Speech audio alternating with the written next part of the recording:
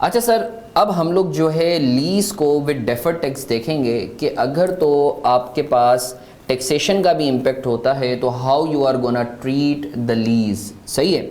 अच्छा देखो, पहले एक चीज़ समझ लो कि टैक्स के पर्सपेक्टिव से there is no concept of finance lease और जनरल अप्रोच। सही है ना।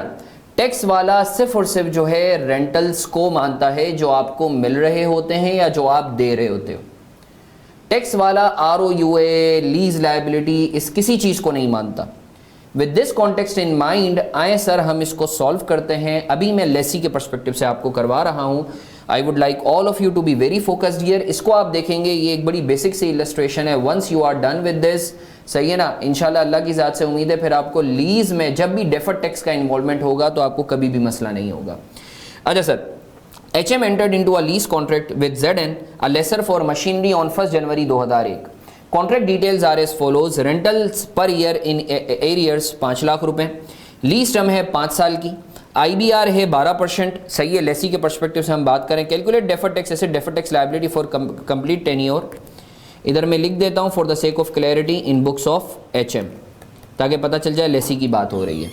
अच्छा सर, हमें डेफर्ड टैक्स एसेट और डेफर्ड टैक्स लायबिलिटी पूरे 5 सालों की जो है वो कैलकुलेट करनी है यूजिंग PNL अप्रोच और using balance sheet approach.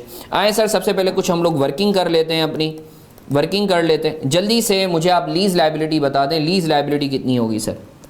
Sir lease liability सबसे पहले मुझे बता दें, लीज लायबिलिटी सर कितनी होगी? सर चूँकि आपको पता है कि लीज जो आपकी जो हैं रेंटल्स हैं वो आपके पीरियोडिक हैं और बैलेंस वो इक्वल हैं, तो आप प्रेजेंट वैल्यू का फार्मूला लगा सकते हैं। Present value is equal to R 5 lakh 1 minus 1 plus rate कितना है 0.12 raise to the power -5 divided by 0.12। मुझे बताते हैं लीज लायबिलिटी कितनी आ रही है सर? 1802388। ज़बरदस्त, 1802388। बहुत अच्छे। अब सर मैं एक काम कर लेता हूँ, मैं जल्दी से जो है अमोटाइजेशन स्केजुअल बना लेता हूँ। सही है ना, जल्दी से अमोटाइजेशन स्केजुअल बना लेता हूँ मैं यहाँ। यह भी मेरी वर्किंग चल रही है। अमोटाइजेशन स्केजुअल बना लेता हूँ मैं। सर आपका आ गया 1 जनवरी 2001, 31 दिसंबर 2001, 2002, 2003, 2004, 2005। ये आपके आ गए रेंटल्स, ये आपका आ गया प्रिंसिपल, ये आपका आ गया इंटरेस्ट और ये आपका आ गया बैलेंस। ठीक है सर। 1 जनवरी 2001 को मेरे पास जो बैलेंस आ रहा है वो आ रहा है 1802388। सर इंटरेस्ट 12% पे लगाएंगे 216287। रेंटल्स 287। रेंटल कितने हैं सर? सर रेंटल आप पे कर रहे हैं 5 लाख 5 लाख 5 लाख 5 लाख 5 लाख 5 लाख। सर प्रिंसिपल कितना आ रहा है? प्रिंसिपल कितना आ रहा है? 216287 माइनस 5 लाख कितना आ रहा है? क्लोजिंग आ रहा है 1518675, 1518675। Thank you. 283713। ज़बरदस्त। ईयर 2 का इंटरेस्ट बताएंगे, ईयर 2 का इंटरेस्ट बताएंगे कितना आ रहा है? ईयर 2 का इंटरेस्ट बताएंगे कितना आ रहा है? 1518675 पे जल्दी से 12% लगाएंगे, कितना आ रहा है? 182241। प्रिंसिपल बताएंगे, प्रिंसिपल कितना आ रहा है? प्रिंसिपल कितना आ रहा है? 182241 माइनस 5 लाख, माइनस 5 लाख करेंगे, प्रिंसिपल कितना आ रहा है? 317759, 317759। क्लोजिंग बताएंगे, क्लोजिंग बैलेंस कितना आ रहा है?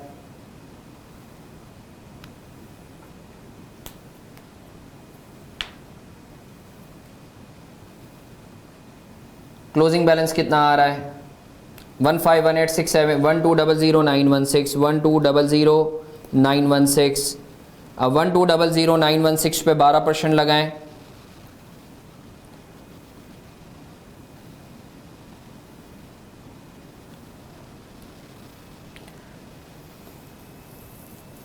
इस पे 12% लगाएं। 144,109, 144,109, फिर 144,109 में से 5 लाख माइनस कर दें, कितना आ रहा है?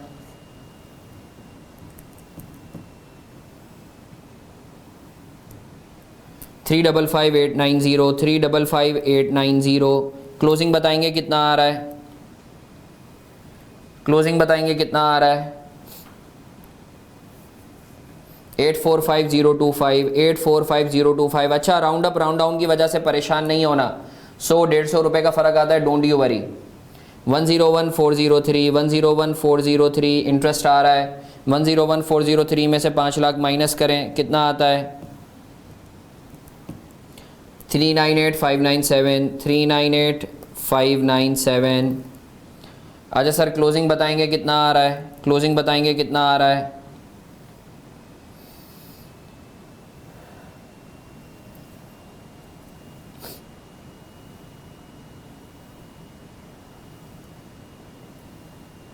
डबल 46428, 446428, 446428 पे 12% लगाएंगे तो ये आ रहा है 53,571।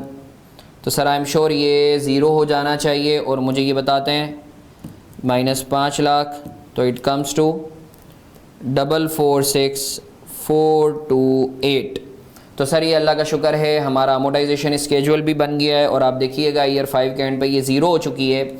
अब सर हमारा काम शुरू होता है, अब हम डेफर्ड टैक्स कैलकुलेशन की बात करते हैं। अच्छा, अगर आप एक बात नोट करो, पीएनएल अप्रोच में हमने पढ़ा था हमारे लिए रेलेवेंट होते हैं इनकम्स और expenses.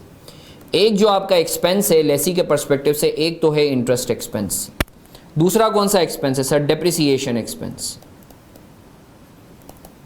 Depreciation expense sir, depreciation expense हर साल का कितना आ रहा है सर? 1802,388।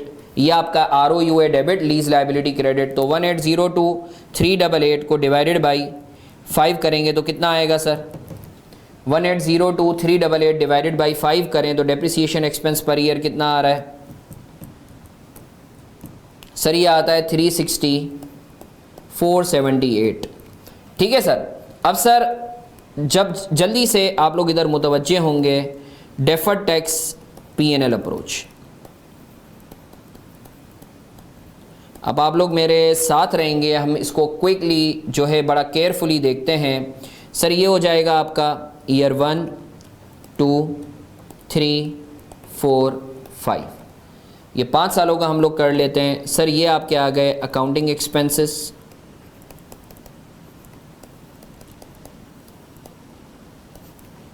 अकाउंटिंग एक्सपेंसेस आपके दो हैं सर, इंटरेस्ट एक्सपेंस और डेप्रिसिएशन एक्सपेंस।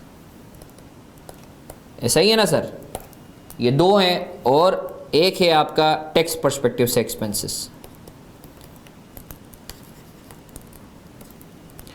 टैक्स एक्सपेंसेस मेरे साथ रहेंगे, मैं चाहूँगा इधर आप लोग फोकस रहेंगे। अच्छा सर, आपका जो है क्या कहते हैं, इन दोनों का डिफरेंस ले लेंगे हम, तो हमारे पास क्या आ जाएगा? या तो डिडक्टेबल टेम्पररी डिफरेंस आ जाएंगे या टैक्सेबल टेम्पररी डिफरेंस आ जाएगा। सही, ये आपका टैक्स रेट आ जाता है, और यह आपका डेफर्ड टैक्स एसेट आ जाएगा फॉर द ईयर, या deferred tax liability for the year आ जाएगी। ठीक है सर। अच्छा सर, मैं अगर बोलता हूँ ईयर 1 का मेरा जो एक्सपेंस है, ये इंटरेस्ट एक्सपेंस अमोटाइजेशन स्केजुअल के ज़रिए यहाँ 216,287, 182,241, 144,109, 101,403, 53,571। ये जो 5 सालों का इंटरेस्ट एक्सपेंस है वो मैंने प्लॉट कर दिया है, जो मैं मांग रहा हूँ टैक्स वाले से। इसी तरीके से हर साल का डेप्रिसिएशन 360,478, 360,478, 360,478, 360,478, 360,478। टोटल एक्सपेंस जल्दी से बताओ, मैंने ईयर 1 में कितना मांगा है, ईयर 2 में कितना मांगा है, ईयर 3 में, ईयर 4 में अकाउंटिंग के हिसाब से कितना मांगा है, जल्दी से बताएंगे। सर ईयर 1 में 216,287 प्लस 360,478, 576,765। जल्दी से मुझे बताते हैं हर साल का 576 765। इसी तरीके से ईयर 2 का बताएं, ईयर 3 का बताएं, ईयर 4 का बताएं, ईयर 5 का बताएं, जल्दी जल्दी छेती छेती।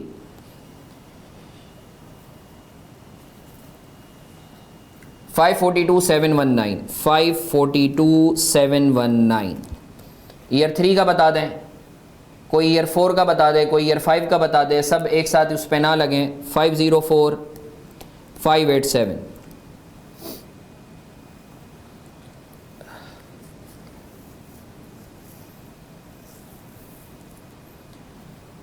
कोई ईयर 4 का बता दे, कोई ईयर 5 का बता दे। 414049, 414041 ईयर 5 का 414049। और ईयर 5 का कितना है? ईयर 4 का, ईयर 4 का बता दो।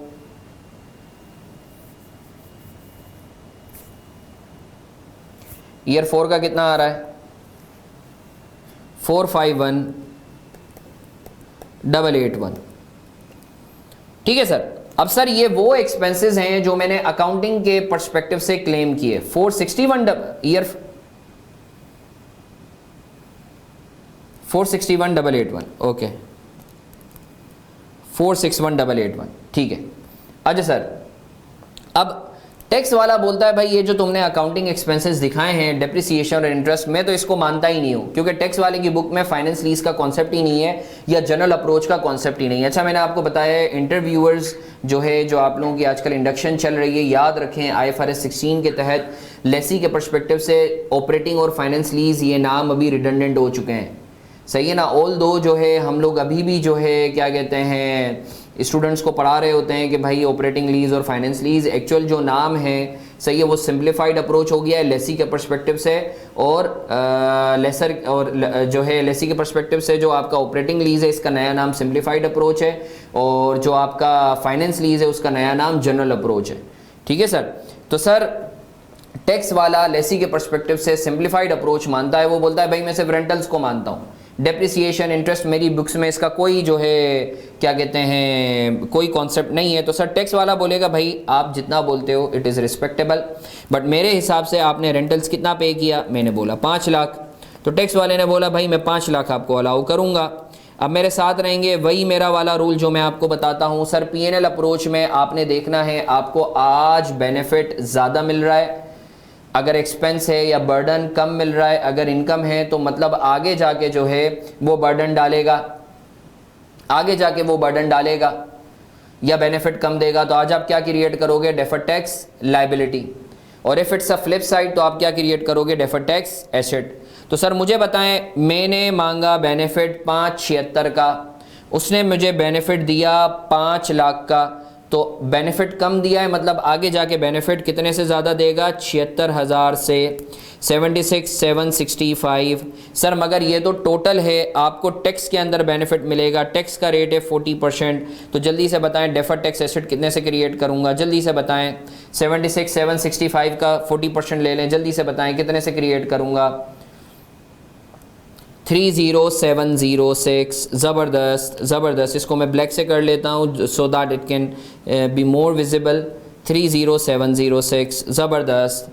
ईयर 2 में मैंने बेनिफिट मांगा 542 का, उन साहब ने बोला भाई आप जितना भी मांगो, बट मेरे हिसाब से आपने पे किया है 5 लाख, तो 5 लाख का जो है बेनिफिट मैंने मांगा 542, मुझे मिला 5 लाख का बेनिफिट, मतलब 42,000 से कम का बेनिफिट मिला, मतलब आगे जाके 42,000 से ज़्यादा का बेनिफिट मिलेगा। तो 42,000 का 40% 17,088,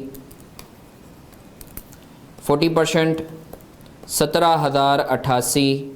ज़बरदस्त, ये भी डेफर्ड टैक्स एसेट है। फिर मैंने मांगा बेनिफिट 5,04,587, उसने मुझे बोला कि भाई मेरे हिसाब से बेनिफिट बनता है 5 लाख, मतलब अभी भी 4,587 से बेनिफिट कम दिया है, मतलब आगे जाके ज़्यादा देगा। तो 4,587 का 40% कितना होता है सर? 1,835। अच्छा सर, ईयर 4 में मैंने बेनिफिट मांगा 4,61,000 का, उसने बोला मैं बेनिफिट ज़्यादा दूंगा 5 लाख का। सही है सर, मतलब अब बेनिफिट ज़्यादा मिल रहा है, मतलब आगे जाके बेनिफिट कम मिलेगा। चूंकि डेफर्ड टैक्स हमने पढ़ा हुआ है तो यू कैन रिकॉल कि वो आगे जाके वो एक्चुअली पिछले सालों का रिवर्सल है, जो हम बोलते थे ना पिछले सालों में कि यार आगे जाके मिलेगा, तो वो अब मिल रहा है। तो सर आपका जो है ये बन रहा है कितना, 461 माइनस, अच्छा 461 माइनस 5 लाख कितना होता है, 24752, 461 माइनस 5 लाख बताएंगे कितना होता है, 38119, 38119। इसका 40% कितना होता है, 38119 का 40% कितना होता है, 15648, 15648। ये आपकी अब डेफर्ड टैक्स लायबिलिटी है, मतलब इसकी एंट्री पास होगी, deferred tax expense debit, deferred tax liability credit, 15248, okay 15248। फिर ईयर 5 में हमने बेनिफिट जो है मांगा 4,14,000 का, हमें बेनिफिट मिला 5 लाख का, मतलब बेनिफिट हमें जो है ज़्यादा मिल रहा है, मतलब 5 लाख माइनस 4,14,000 के डिफरेंस से हमें आगे जाके बेनिफिट कम मिलेगा। अब हमें 85,951 हमें ये चीज़ पता है कि सर ये जो बेनिफिट हम बोल रहे हैं आगे जाके हमें कम मिलेगा, ये एक्चुअली पिछले सालों का रिवर्सल है। तो सर जल्दी से बताएं 85,951 का 40% कितना होता है सर, 34,380। आप इससे डेफर्ड टैक्स लायबिलिटी क्रिएट करेंगे। आपको एक मज़े की बात बताऊं, अगर डेफर्ड टैक्स हम पढ़ते थे तो आप रिकॉल करें, मैं आपको हमेशा बोलता था कि over the period deferred tax हमेशा ज़ीरो हो जाना चाहिए, डेफर्ड टैक्स अल्टीमेटली ज़ीरो होना चाहिए।